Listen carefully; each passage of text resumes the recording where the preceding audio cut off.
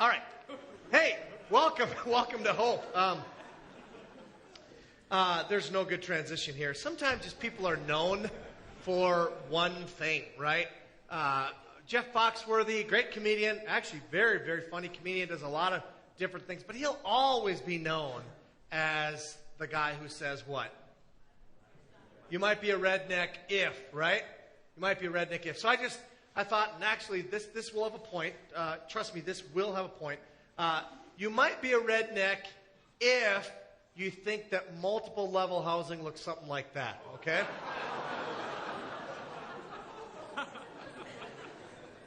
You might be a redneck if your idea of a campfire grate is that.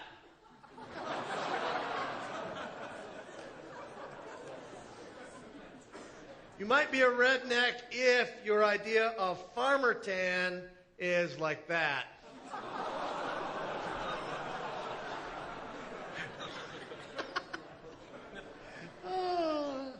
Or if you work at the gas station and maybe there's too much snow on one side and you just figured out that's a good way to solve the problem there. This one is, maybe might need a little explanation. If you're gonna spell the word moron, you might want to spell it correct. Get a brain moran. Now, hey, I'm kind of a NASCAR fan, not really hardcore, but hey, who doesn't like Dale Earnhardt, right? I mean, obviously the legend, good old number 3, but I think there's a point where it goes a little bit too far.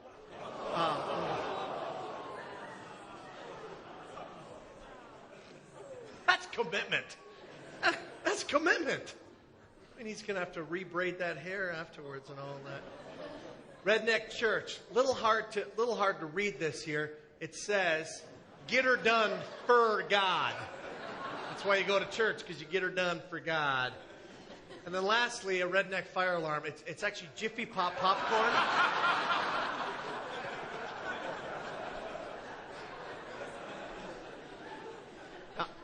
I grew up in northern Minnesota, and it is interesting because people talk about Minnesota as kind of like Minnesota nice and all that. I grew up in a mining town, so we have tons of cars on blocks. We got this kind of thing happening. Minus some of the good old boy stuff, we are a lot like this. This is going to have a point, believe me or not. Hey, if you got a Bible with you, open it up to the book of Esther. Esther, if you get to Psalms, which is dead center in your Bible, if you got the old-fashioned the paperback version here, or the paper version, get to Psalms, hang a left, went too far, and you'll get to Job, keep going left, you'll get there. You'll find Esther. If you have the electronic one, it's no problem. If this is your first week here, you're fine. We're in a series in Esther. This week we'll be looking at the first chapter. Next week we have a special treat I'm very excited about. Jared Doherty will be giving the message, and he'll be talking about our next church plant, which he will be the lead pastor of. And so we're very excited about starting another church, and so this is a great thing. And so we're very excited about having Jared next week. And then 2 weeks from now, we're actually going to try this, which is, and I'm going to give it a shot, but we're going to do Esther to Easter. So we're going to do chapter 2 of Esther, and it's going to be on Easter Sunday, and we'll make a link. It will. I'm actually real excited about that. So that's in a few weeks, just letting you know. Also, just public service announcements. We're going to do Good Friday again, but we need to do it in 2 services because of we can't all fit in here anymore for Good Friday. It'll be 6 and 8 o'clock. And that'll be a great time. Okay, Esther chapter 1. And as I've been studying this week, I am reminded why we're doing this book. And if you weren't here last week, we did a bunch of history. I'll give you just a very brief 30 seconds or so this week of kind of catching you up to speed on some of that stuff. But gives you the history overview. Why is this book important? Some of those things. But the whole point of it is story and what's going on. And so we're just going to really enjoy this story. And I've been kind of snickering about this story all week. And it's both tragic and just funny. And so we're going to have a great time with this today. So Esther chapter 1, starting in verse 1. This is what happened during the time. I'm going to read through the whole thing, the whole chapter, and then we'll kind of make some comments. This is what happened during the time of Xerxes, who ruled over 127 provinces, stretching from India to Kush. At that time, King Xerxes reigned from his royal throne in the citadel of Susa, And in the 3rd year of his reign, he gave a banquet for all of his nobles and officials. The military leaders of Persia and Media, the princes and the nobles of the provinces were present for a full 180 days. He displayed the vast wealth of his kingdom and the splendor and glory of his majesty. When these days were over, the king gave a banquet, lasting 7 days, in the enclosed garden of the king's palace for all the people from the least to the greatest who were in the citadel of Susa. The garden had hangings of white and blue linen, fastened with cords of white linen and purple material to silver rings on marble pillars. There were couches of gold and silver on a mosaic pavement of porphyry, marble, mother of pearl, and other costly stones. Wine was served in goblets of gold, each one different from the other, and the royal wine was abundant, in keeping with the king's liberality. By the king's command, each guest was allowed to drink in his own way, for the king instructed all the wine stewards to serve each man what he wished. Queen Vashti also gave a banquet for the women in the royal palace of King Xerxes. On the 7th day, when King Xerxes was in high spirits from the wine, he commanded the 7 eunuchs who served him, Mehuman, Biztha, Harbona, Bigtha, Abagtha, I do my best, Zethar, and Carcass. That's an unfortunate name. He got picked on. He got picked on as a kid. Did you get your carcass? What's your name? To bring before him Queen Vashti, wearing her royal crown, in order to display her beauty to the people and nobles, for she was lovely to look at. But when the attendants delivered the king's command, Queen Vashti refused to come. Then the king became furious and burned with anger. Since it was customary for the king to consult experts in matters of law and justice, he spoke with the wise men who understood the times and were closest to the king. So there's 7 more guys here. Karshanam, Shetha, Abmatha, Tarshish, Meres, Marsena, and Memucan, the 7 nobles of Persia and Media, who had special access to the king and were highest in the kingdom. King is speaking here. He says, according to law, what must be done to Queen Vashti? He asked. She has not obeyed the command of King Xerxes that the eunuchs have taken to her. Then Memucan replied in the presence of the king and the nobles, Queen Vashti has done wrong, not only against the king, but also against all the nobles and all the peoples of all the provinces of King Xerxes. For the queen's conduct will become known to all the women, and so they will despise their husbands and say, King Xerxes commanded Queen Vashti to be brought to him, before him, but she would not come. This very day, the Persian and Median women of nobility who have heard about the queen's conduct will respond to all the king's nobles in the same way. There will be no end of disrespect and discord. Therefore, if it pleases the king, let him issue a royal decree, and let it be written in the laws of Persia and Media, which cannot be repealed, that Vashti is never again to enter the presence of King Xerxes. Also, let the king give her royal position to someone else who is better than she. Then, when the king's edict is proclaimed through all his vast realm, all the women will respect their husbands, from the least to the greatest. The king and his nobles were pleased with this advice, so the king did as Memucan proposed. He sent dispatches to all parts of the kingdom, to each province in its own script, and to each people in its own language, proclaiming in each people's tongue that every man should be ruler over his household. Okay, there we go. That's chapter 1. It obviously is leading up to something else in chapter 2, but we'll just stick with chapter 1 for today. So this is fun. You know the last words of a redneck or someone from Wisconsin, right? Hold my beer and watch this, right? That's the last words they ever speak. I have waited 16 years as pastor of this church to finally give a title of a sermon. Hold my beer and watch this. And this is the third. Actually, more accurately, it would be hold my wine goblet and watch this. But it still works. That's what we're doing today. Because this is a crazy passage. And I just want to take some time to walk through this passage and to think through what's going on. Because it is crazy what's happening. Okay? So, I want to kind of do it in 4 scenes as we look through this. Kind of take it one kind of step at a time. And there are some really interesting historical things that heighten. You're going to get it if you just read it. But if you're aware of these historical things, it just enhances what's there. Okay? So the first part. just the king, and describes in his glory. And you can see it from the first 4 verses. I just read them. It talks about King Xerxes. He comes into the scene over this vast region. I'll show you a picture of a map in a second. This vast region, and he's the king over that. He's the 5th king of the modern, or what is called the modern Persian Empire, which means when it became a major empire over everything, he's the 5th guy. And he is in this one area called Susa. I'll show you that too in just a second. And during his 3rd year, he gives this big banquet that lasts 180 days, and it's for all these different people. So just to kind of remind you what's going on, in 586 BC,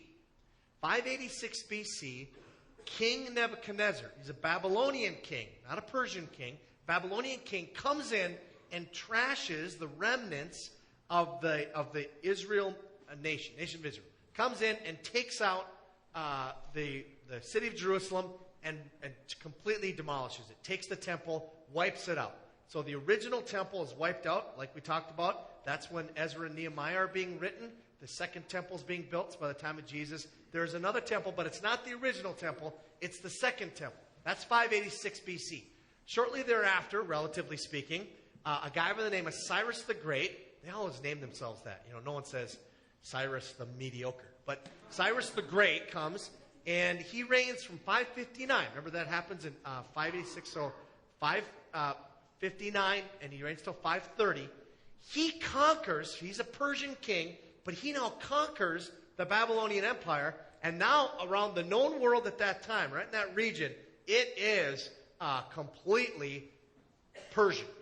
All right? So he goes through all of those things. He tries to take over more of, and we'll see this in just a second, the Persian Empire is always trying to take over Greece. It's never able to do it. Xerxes comes on the scene. Talked about him last week. He reigns. Now, he's the 5th king. He's the king here. He's the 5th king. He reigns from 485 to 465 BC, 21 years. He's the 5th king there. He leads an unsuccessful campaign against Greece. That becomes significant here. If you back up one king, we didn't talk about him last week. You get a guy by the name of Darius I, again, the Great. That's what they named themselves. So he reigns 522 to 486. He's the 4th king of this empire. The important thing to know about him, there's a bunch of stuff that happens, but the most important thing is simply this. He tries, and he's the king that goes after hardcore to get Greece to be part of the Persian Empire. All right? He tries to take Athens, which is the main city in Greece, in 490 BC. All right? That's a huge thing. Now, I'll show you a map, a little hard for you to see. It doesn't come up real super clear. I don't know why that is. I don't know what the deal is. The color's usually pretty good here. But it's a little hard to see. Well, I'll use my little fancy-dancy pointer thing here. Here is kind of right in this region right here. That's all the Persian Empire, all of it. And this little area right over here is tan. It would be this color if you could see it. That's Greece. That's all they don't own. You know? It's like having everything but not boardwalk. I want boardwalk. You own everything. I want boardwalk. Right? So they just can't get that piece, and they never do. They never do. 490 BC, he is, Darius the Great is rebuffed in his efforts, his army's efforts. He himself doesn't die, but he dies shortly thereafter. Okay, that's what's going on. That's who Xerxes is, and he's having this big party. We'll talk about in just one second what's going on. So, here was this big party. There's a ton of detail here, which most commentators say that means that either the person who wrote this, and we're not sure who wrote Esther, or the person who gave them the information was an eyewitness. Because it's just too much weird stuff that just talks about the color of things and this with that. And, it'd only be a deal if you were there. You would see these kinds of things. And this is, they have the 180-day party, and now there's a 7-day banquet. During this banquet is something very significant, okay? All the rest of our events are happening during this 7 days, okay? So, wine, imagine that, was served in goblets of gold, each one different from the other. And the royal wine was abundant in keeping with the king's liberality. So he's giving out wine like crazy. Come on in. In fact, it says, by the king's command, each guest was allowed to drink in his own way, which is a weird way of saying things. And I prefer to drink this way, and I like, no. That's not what it's saying. Well, I'll show you a better translation in just a second. For the king instructed all the wine stewards to serve each man what he wished. Now, the word man there is actually male, because what's going on in the other place, you see from verse 9 there, Queen Vashti also gave a banquet, and all the women folk were in there. It doesn't talk what kind of a deal was going on there, but this is big time party. Toga, toga, toga. It's going nuts. In fact, a better translation for verse 8 would probably be this. And the drinking was according to the rule. Let there be no restraining. I'm not asking you. I'm telling you, keep drinking. Keep drinking. Right? Okay, so that's what's going on here. There's this massive, massive party, 7 days long. Now, what's actually happening at this banquet? This is where I'm going to enter a little bit into speculation, but I think it will, if the speculation isn't true, it will certainly give the political and the cultural climate of what is happening. If you are in, we're going to be in Esther around 10 weeks. If you are interested in getting a very good help for this book, a very good commentary, I'm telling you, the best one, and I've scanned them here, I shouldn't say the best, but the best of the two that I've looked at. No. I've looked at about 8 of them, and I really like this one. It's by a woman by the name of Karen. I believe her last name is Jobes, Jobes, NIV Application Commentary.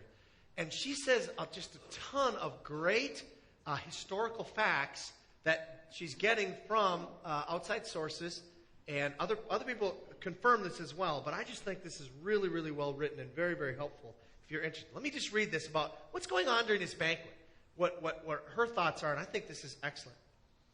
It says, the banquet held in the 3rd year of Xerxes' reign, chapter 1, verse 3, corresponds well with the Great War Council of 483 BC, held to plan for the Persian invasion of Greece. Okay? Now, it's a historical fact that they were planning an invasion to Greece again. All right? I'll show you that from the original source here in just a second. That's not even a question. The question is was this part of that? And she seemed to think, it seems like it probably is. Xerxes was mustering the nobles, officials, military leaders, princes, and governors of the provinces in Susa to rally support for his military campaign against the Greeks. The vast expanse of the Persian Empire, from modern Pakistan in the east to modern Turkey in the west, encompassed many people groups with different languages, ethnic origins, and religions. Maintaining their support and loyalty over such a diverse and far-flung empire was no small feat. Remember, he's got this huge empire now, and he's got to keep them all together. They're conquered peoples. He's got to get them all excited and rally to fight against Greece. During the 108 days of the council, Xerxes displayed his wealth and glory to consolidate the leaders of the many provinces of the empire under his authority and to gain their loyalty to his cause. And letting them have tons to drink, and it doesn't hurt, right? Doesn't hurt your cause. Now, there isn't a historian at that time. And if you know how to pronounce this, I apologize. Herodotus, I'm guessing. Herodotus. Herodotus was the historian at that time. And he writes right about at this time.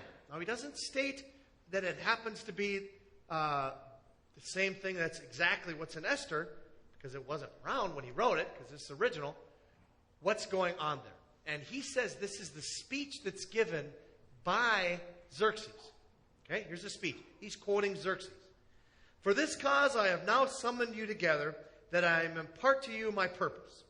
It is my intent to bridge the Hellespont and lead my army through Europe to Hellas, which is Greece, that I may punish the Athenians for what they have done to the Persians and to my father. You saw that Darius, my father, was minded to make an expedition against these men, but he is dead, and it was not granted him to punish them. And I, on his and all the Persians' behalf, will never rest till I have taken and burnt Athens. Well, he never does rest because he never does it. Okay?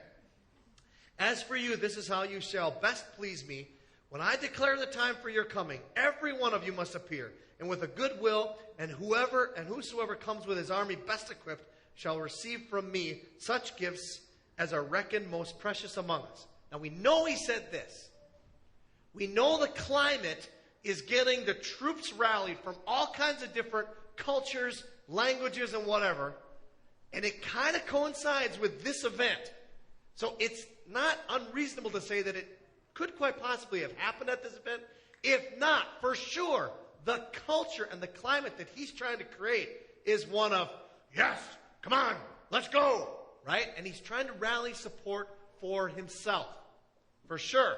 Whether or not this happens at that, we have to speculate a little bit. Now, that's really important for you to understand what's about to happen. All right? It helps you understand what's going on at this banquet. Because now we get to the hold my beer and watch this part. Right? So on the seventh day, when King Xerxes was high in spirits from wine, right? So he's drunk. 7 days.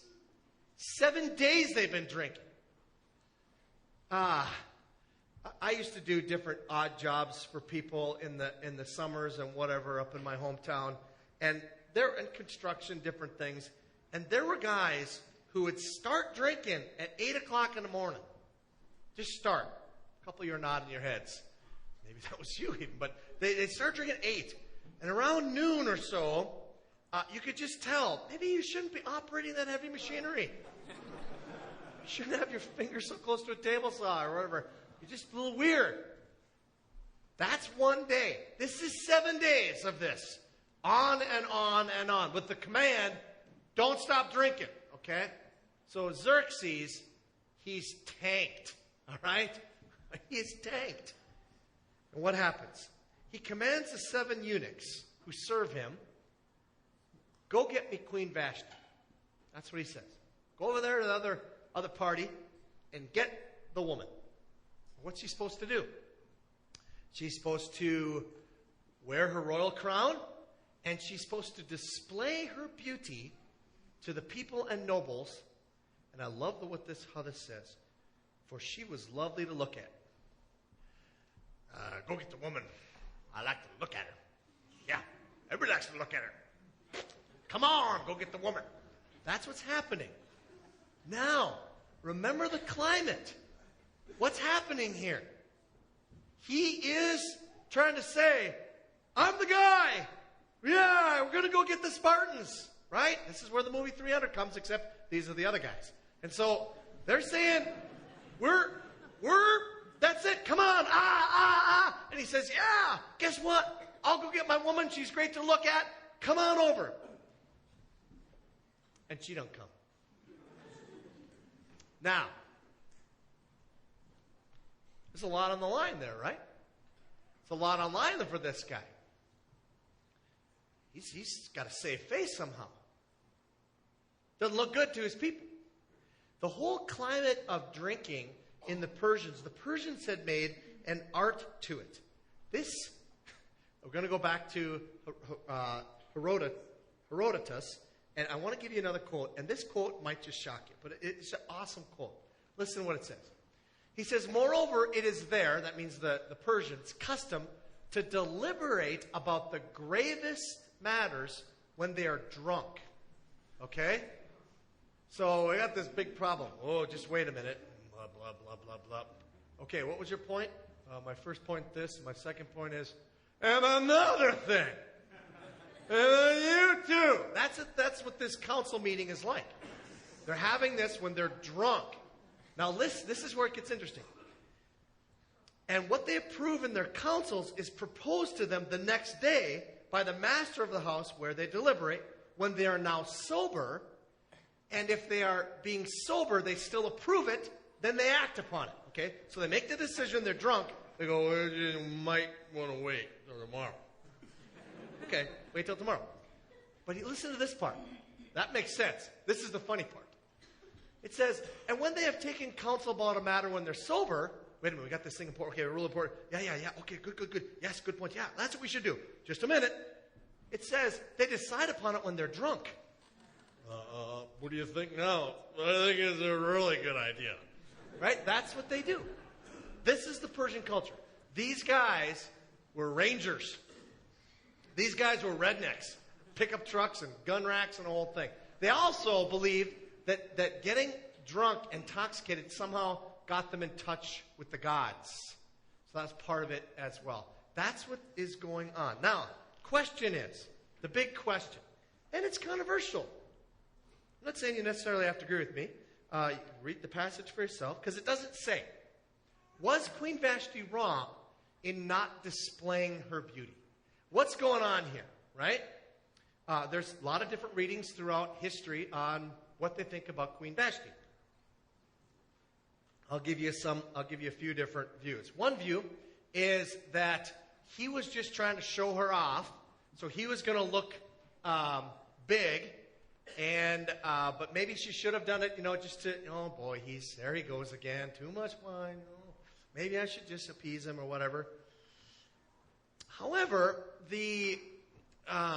all of the Jewish commentaries that are written around the time that Esther becomes popular, all of them agree, and again, we don't have any first-hand evidence of outside Jewish sources, but they all say that when the passage says she's supposed to appear with a royal crown, it means she's only wearing her crown.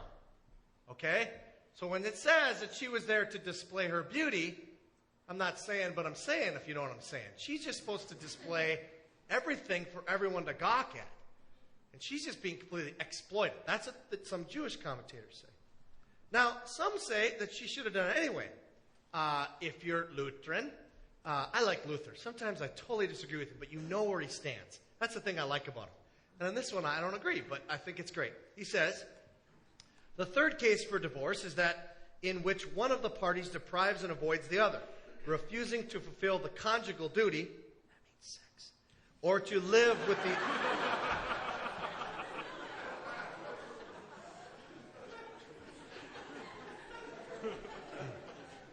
to live with the other person.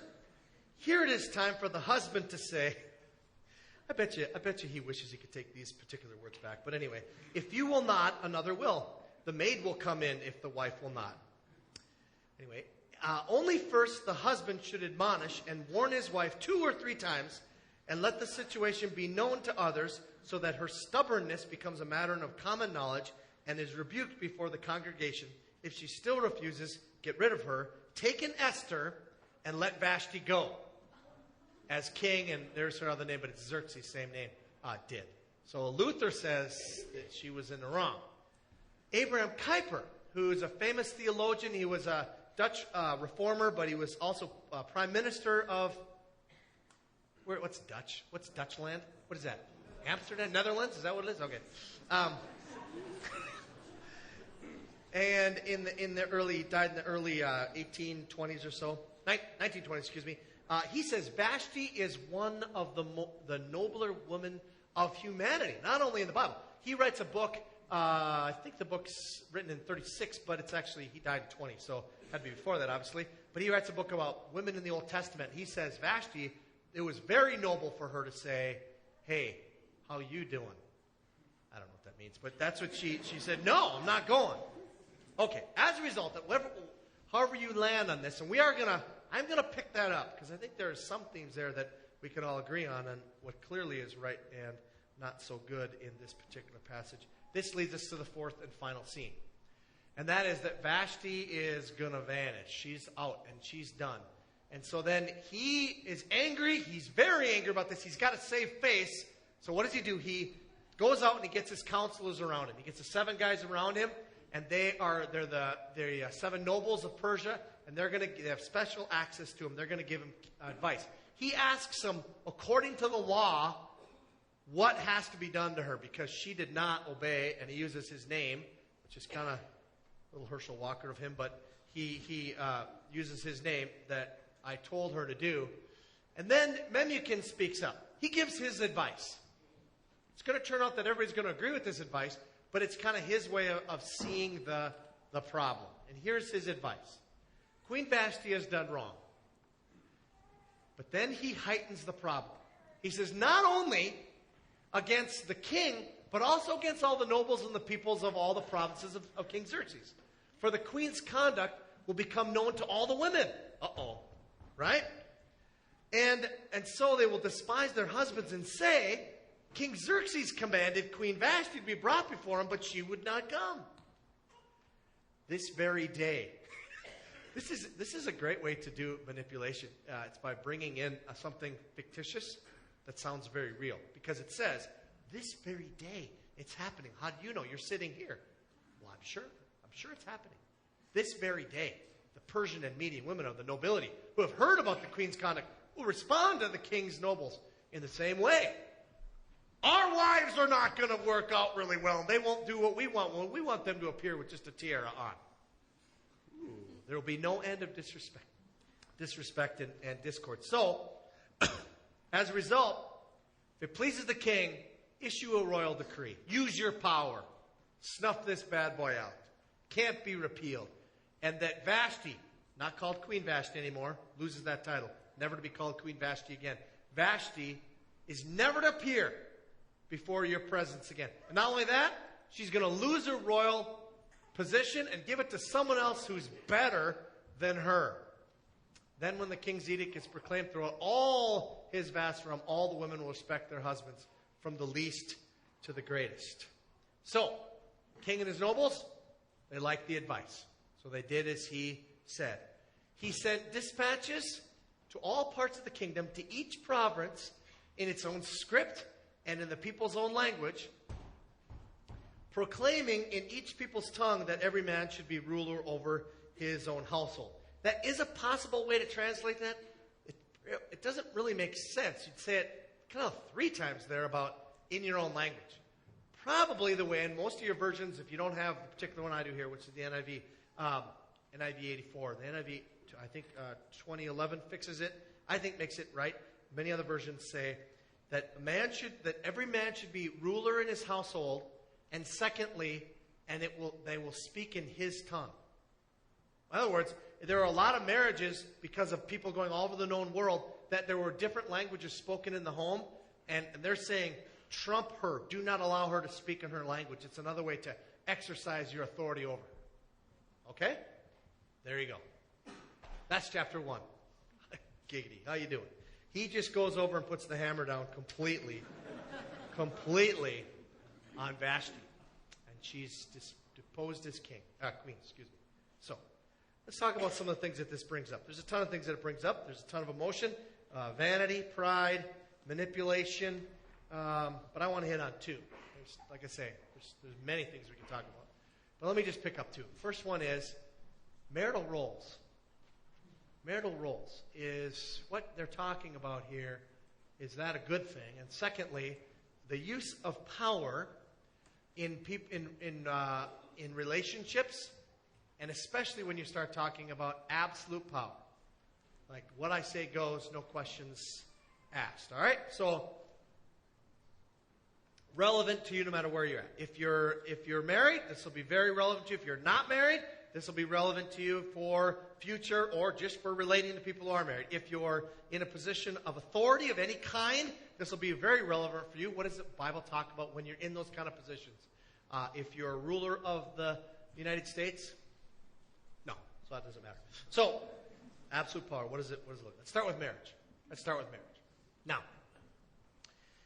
what we're doing here is talking about the theme that's developed in the Bible. And so we got to start with the whole point of marriage in the beginning. What's the point? Because it goes on here. You got this King Xerxes and Queen Vashti, and you're seeing their marriage. And there's this point of not only divorce, obviously, but her being deposed is, it's just a bad deal. So you're seeing a messed up situation there. And so now you got to go back and ask, how is a marriage supposed to function? What was God's intention in this whole thing? That's the big question. And is there a role like that for one person to have in relationship to the other one? Okay? So, got to start with the beginning and look very carefully at the point. What's the point? God says in Genesis chapter 2, when this whole thing has started, there's only Adam. Eve is not yet on the scene. He says, it is not good for the man, that's Adam, to be alone. I will make a helper suitable for him. Aha! There you go. Now we're good. We understand who's what. I am the man, you are the helper. I am the one that, I was going to say makes the cake and you help, but I don't make cake. But do something, you help. right? Now you got to be very careful with that. People think that, there you go, right there. It shows that there is a subservient relationship for men and women. There's a subservient relationship for women because of the word helper. That would work except for one little small thing. God uses him to describe this word helper. He uses that word to describe himself as the helper of Israel. So God is not subservient to Israel at all, okay? He is in value. There's not even equal in value. He's above. So that doesn't say it here at all. It does say something, there's a difference. And it does say something about being in the same team. Okay? Now, if you go down, God, in Genesis chapter 2, he creates Eve. And then Adam responds. He says, that's fantastic. I love it. And then whoever wrote Genesis, probably Moses, says, verse 24, for this reason, the reason I just talked about, Adam and Eve, and God creating Eve for Adam, and that whole thing being perfect, because of that, for this reason, a man will leave his father and mother. So just stop there. Man is going to leave his previous family. Obviously, the woman does too, but he's describing it from this point of view. Man is going to leave previous family and be united to his wife, form a new family, and they'll become one flesh. Remember what the problem was? The problem was, it's not good for man to be alone. What's the answer? There's a leaving and a coming together and being united, and they form one flesh. That means not only sex, but it means, verse 25, which says, the man and his wife were both naked, and they felt no shame. This was the intention of God in all of human relationships. Now, do not apply this right now. You will get arrested. But that is the intention. The intention was nakedness, no shame. That's how human community was supposed to be. All right?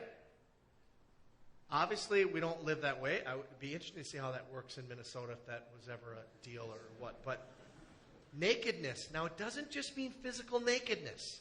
It actually means more than that.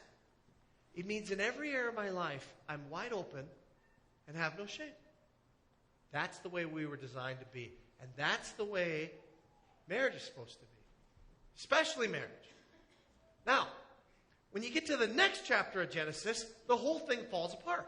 Adam and Eve fall into sin, and God pronounces onto them what's going to happen now that sin, rebellion, has entered the world. Once that enters the world, everything changes, and it's going to hit you hard in relationships.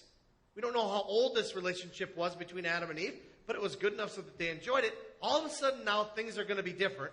First thing is, childbearing is going to be greatly increased. With pain you'll give birth to children. Then this. It says your desire will be for your husband, and he will rule over you. Now you might think, well, what's wrong with that? That's good. She should desire him. True. True, Dad. But that's not what that word means.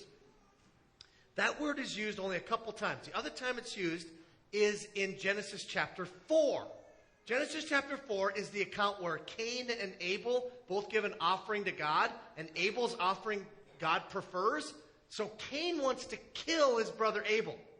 And God is speaking to Cain, and he says, don't do that. Don't do that.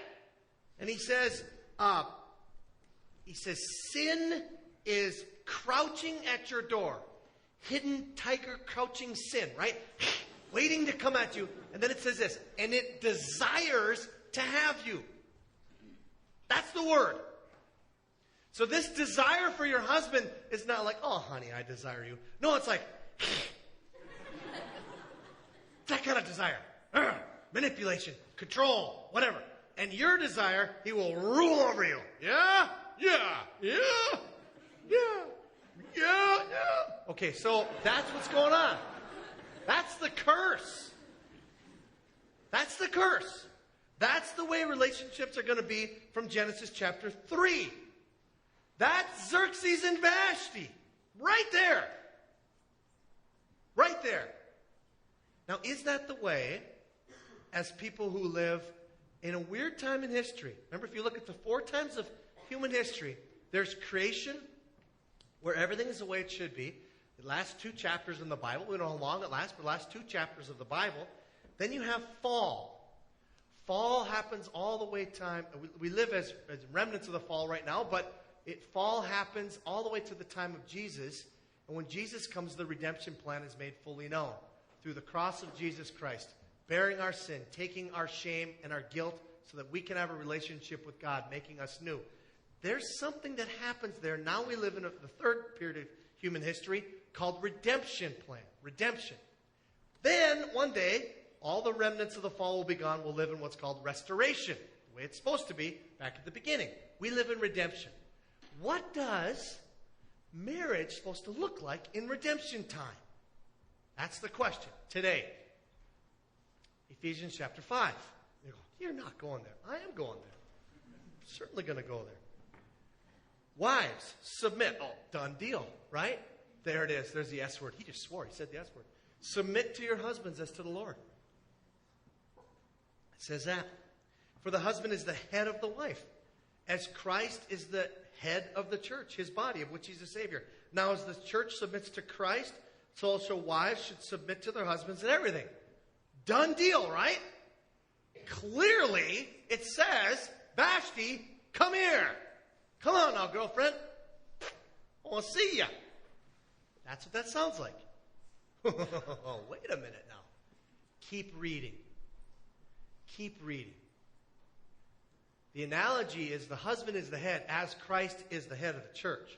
So how is that? What does that actually look like? Keep reading. Husbands, make sure your wives submit. Oh, wait, no, I'm sorry. Husbands, love your wives. Just as Christ, oh, here comes the analogy back again. Just as Christ loved the church and ruled it with an iron fist and tells it always what to do. No, listen to this. Loved the church and what? Gave himself up for her. To make her holy, cleansing her by the washing with water through the word, and to present her to himself as a radiant church without stain or wrinkle or any other blemish, but holy and blameless. If you're a husband here, you are the head of the household. Ephesians 5, you are the head.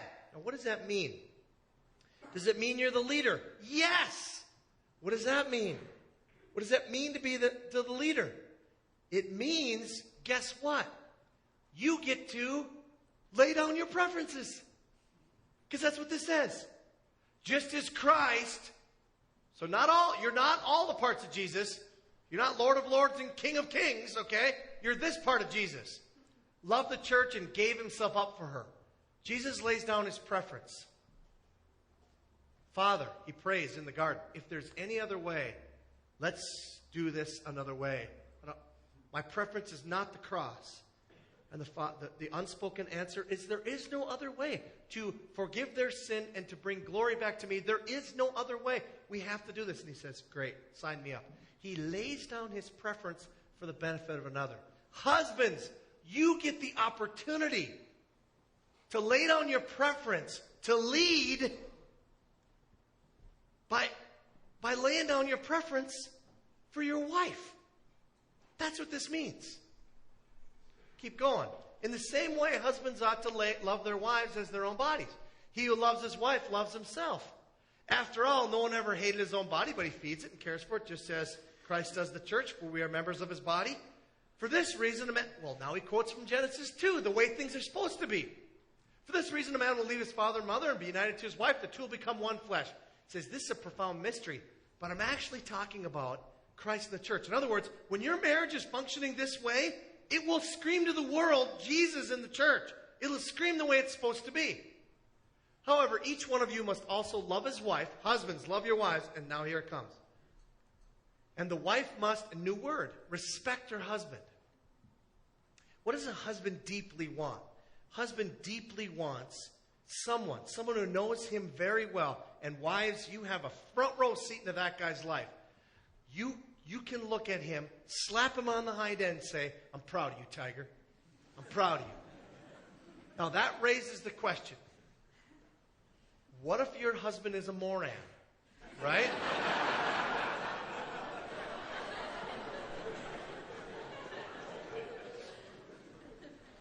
Carol says, what if? You find something to celebrate. You got 3 letters on moron right, you moron. Right? You find something. We're getting there. You're better off than yesterday. You find something to celebrate in that guy. Right? Find something. Every day. Find something. It might be hard. You only left 3 pair of underwear on the side of the bed. It's better 4 yesterday. What you're doing with 4 pair of underwear, I have no idea, but okay.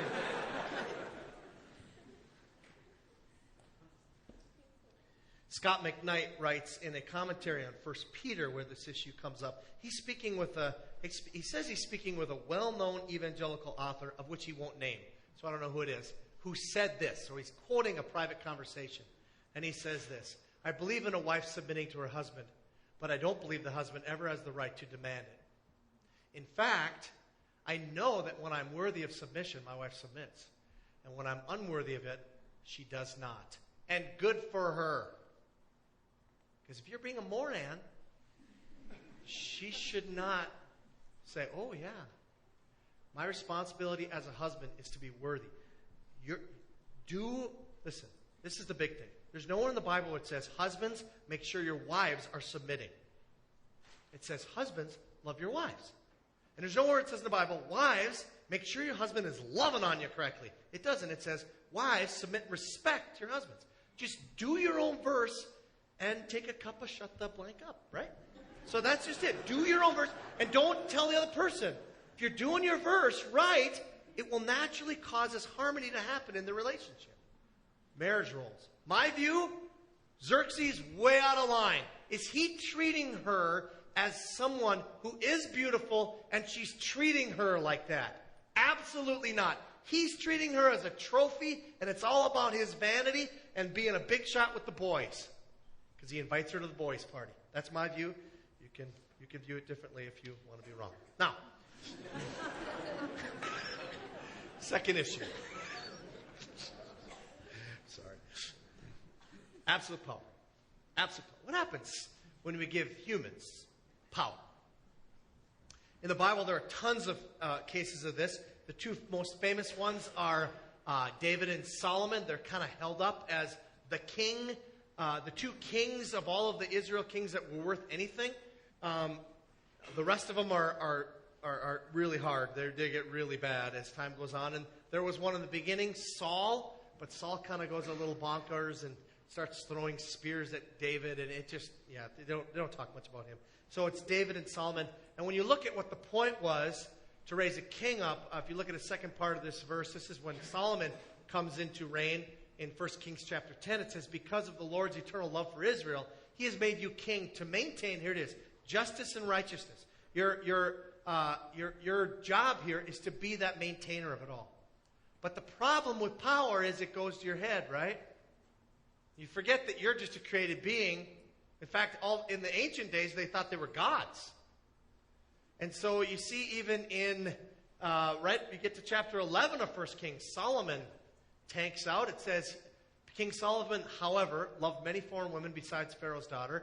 And as he grew old, it says, his wives turned his heart after other gods, and his heart was not fully devoted to the Lord his God. And it goes on to talk about this and how he did evil in the eyes of the Lord. He did not follow the Lord completely as his father had. Now, his father's an interesting case. Everybody talks about, what about King David? I mean, he handled power correctly. Really? King David is an amazing king. I'm not going to deny it, but he also has a little blemish on his record. The little blemish is 2 Samuel chapter 11. It says, in the spring, at the time when kings go off to war, I don't know, it's spring. Go to war now, but they did. David sends his right-hand man, Joab, out with the king's men, but that's his job. He's supposed to go. But he sends him out, and the whole Israelite army. They destroyed the Ammonites and besieged Rabbah, but David remained in Jerusalem. Verse 2. So he's not supposed to be there. He's got time on his hands because he's not doing what kings are supposed to do. Kings are supposed to be off to war. And it says, one evening David got up from his bed and walked around the roof of his palace. From the roof he saw a woman bathing. The woman was very beautiful. It is Bathsheba. Bathsheba is a woman. She's a beautiful woman. And David wants her. So he goes and he commits adultery with her. All right? Now, he gets her pregnant. But he thinks, She's married, and her husband is off to war for David. So David thinks, I got an answer. I'll give him a furlough, get him back here real quick, have him sleep with her, then he'll think it's her kid, bada bing, bada boom, no problem. So he does that, and he keeps finding that Uriah, that's the guy, will not have sex with his wife, because he keeps saying, and he's a noble guy, he says, how can I possibly do that? My brothers, my comrades, my fellow Marines are out there fighting, and they're not with their wives. I'm going to sleep on the floor. No way. I'm not going to do that. How could I do that? So now David's got a problem, so he figures out another solution. He says, I know. I'll put Uriah on the front lines, and not only will I put him on the dead front of the front lines, I'll actually have everybody else back off while he's still there. He murders him. He's an adulterer and a murderer. This is our guy. This is our guy. You can follow it right through. Keep going through the Old Testament. Get to the New Testament. You got the Herod. He kills all the children in Bethlehem because he's nervous about this child that comes. You keep going. All the Caesars, just whatever. All these people. What does power do to them? If you look at what Lord Acton said, power tends to corrupt, and absolute power corrupts absolutely. Maybe you've heard that part. But if you keep going on his quote, it says, great men are almost always bad men. Isn't that an interesting quote? People throughout history, many of them have started with relatively noble starts and have ended up being completely corrupted by the power that has been given to them. Now, you can see that on a grand scale. You can see it in human history, great wars, great fights. You can see it in politics. You can see it in business. You see it all over the place. You might even be able to see it on personal level and where you work, or maybe a family member, whatever. So when it comes then to authority in your life, you're like, oh my gosh, I cannot trust. I cannot. There's no one to trust. And that raises the question, since we're sitting in a church, what about King Jesus? Talk about absolute power. He's God, second person of the Trinity. What about him? He is Lord. He's described as Lord of Lords and King of Kings. How do you respond to that? If these humans just have at least a limited number of days, but Jesus is eternal and he's infinite in power. I mean, my gosh.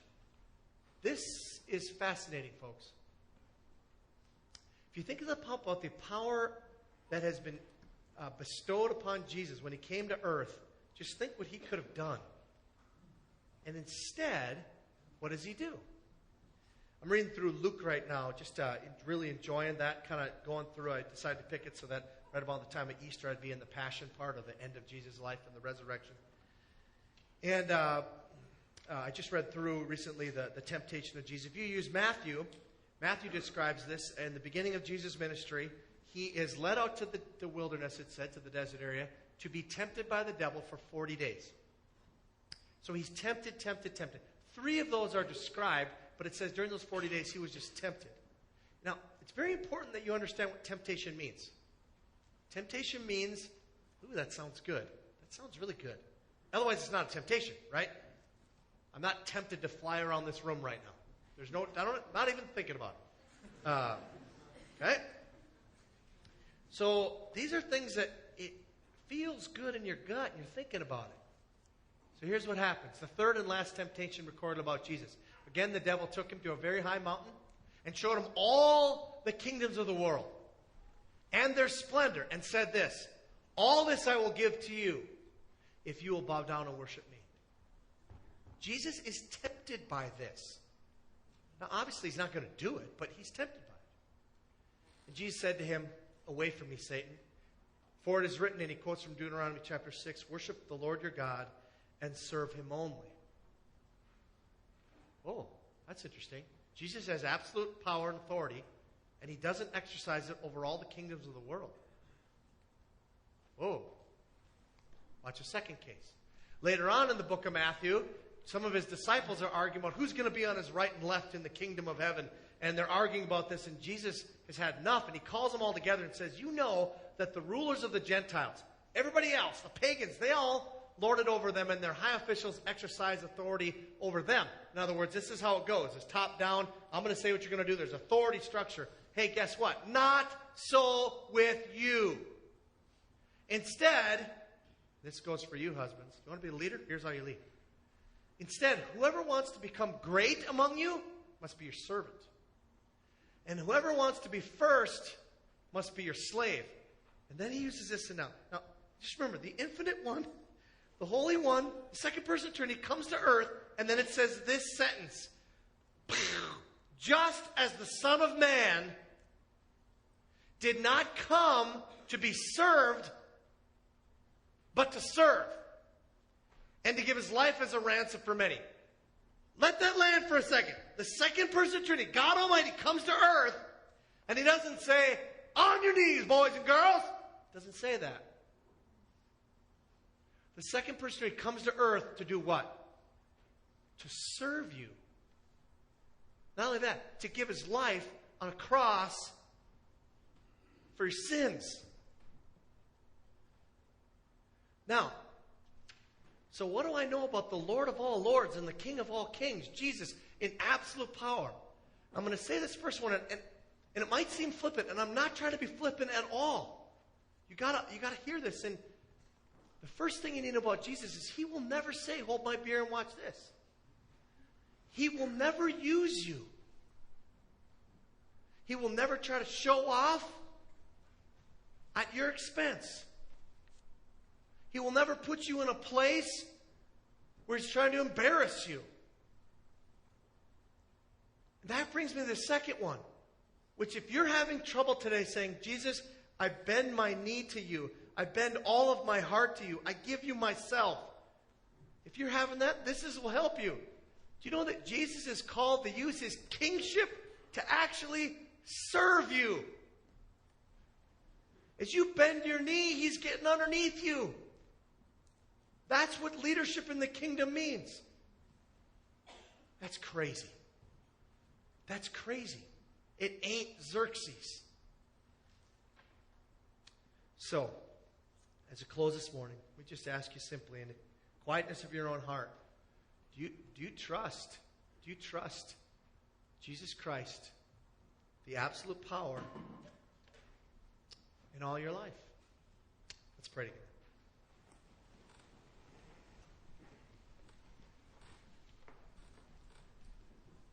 God, I want to thank you for Esther chapter 1. What a fun and difficult and funny and really sad chapter. God, it just brings up this whole idea of power and using it incorrectly. God, I think even of my role here as senior leader in this church, I can use it. That authority and that power you've given me, not to serve people, but to use them. And God, in every one of our cases here, we can use our relationships and the power been given to us in certain ways, whatever it is, in ways it's meant not to serve others, but to use them, and perhaps abuse them. God, I pray especially for people in this room who maybe have been abused by poor authority. God, would you not so harden their hearts so that they wouldn't be able to trust you, the one who wants to, on bended knee, serve them. Jesus, you washed your disciples' feet at the Last Supper. That's crazy. So, Lord, I ask that you do that in this room for husbands, for wives, for future husbands and wives, for people right now who just are friends with one another, whatever it may be, God, whatever station, whatever lot, whatever you've given to us, God, that we would